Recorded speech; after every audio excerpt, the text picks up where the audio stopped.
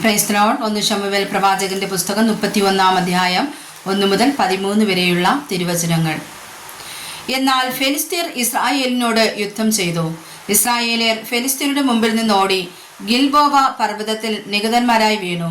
ഫെലിസ്ത്യർ ശൗലിനെയും അവന്റെ പുത്രന്മാരെയും പിന്തുടർന്നു ചെന്നു. ഫെലിസ്ത്യർ ശൗലിന്റെ പുത്രന്മാരായ യോനാഥാൻ, അബീനാദാവ്, മെൽക്കിശൂവ എന്നിവരെ കൊന്നു. എന്നാൽ പട ശൗലിന്റെ നേരെ ഏറ്റവും മുറുകി. വില്ലാളികൾ അവനിൽ ദൃഷ്ടിവെച്ചു. വില്ലാളികളാൽ അവൻ ഏറ്റവും വിഷമത്തിലായി.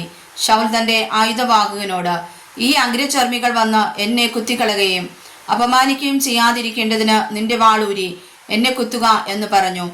ആയുധവാഹകൻ ഏറ്റവും ഭയപ്പെട്ടതുകൊണ്ട് അവന് മനസ്സ് വന്നില്ല. അതുകൊണ്ട് ശൗൽ ഒരു വാൾ പിടിച്ച് അതിന്മേൽ വീണു.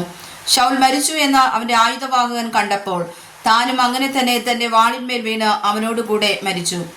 ഇങ്ങനെ ശൗലും അവന്റെ 3 പുത്രന്മാരും അവന്റെ ആയുധവാഹകനും അവന്റെ ആളുകളൊക്കെയും ഒന്നൊന്നിച്ച് മരിച്ചു.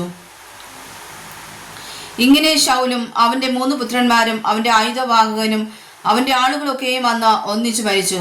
ഇസ്രായേലിയർ ഓടിപ്പോയി ശൗലും പുത്രന്മാരും മരിച്ചു എന്ന് താഴ്വരയുടെ അപ്പുറത്തും യോർദാൻ അക്കരെയുമുള്ള ഇസ്രായേലിയർ കണ്ടപ്പോൾ അവർ പട്ടണങ്ങളെ വെടിഞ്ഞ് ഓടിപ്പോകുകയും ഫെലിസ്ത്യർ വന്ന് അവിടെ പാർക്കുകയും ചെയ്തു.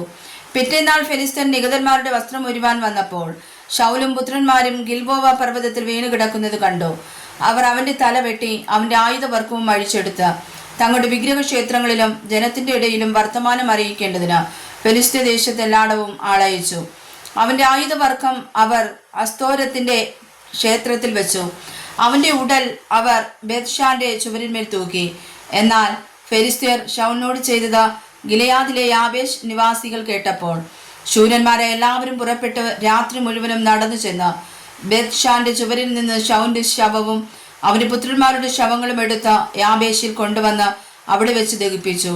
അവരുടെ അസ്ഥികളെ അവർ എടുത്ത് യാബേശിലെ പിജുല വൃക്ഷത്തിന്റെ ചുവട്ടിൽ കുഴിച്ചിട്ടു. 7 ദിവസം ഉപവസിച്ചു. വായിച്ചതായ തിരുവചനങ്ങളാൽ പരിശുദ്ധനായ കർത്താവ് നമ്മെ സമൃദ്ധമായി അനുഗ്രഹിക്കുമാറാകട്ടെ. ആമേൻ.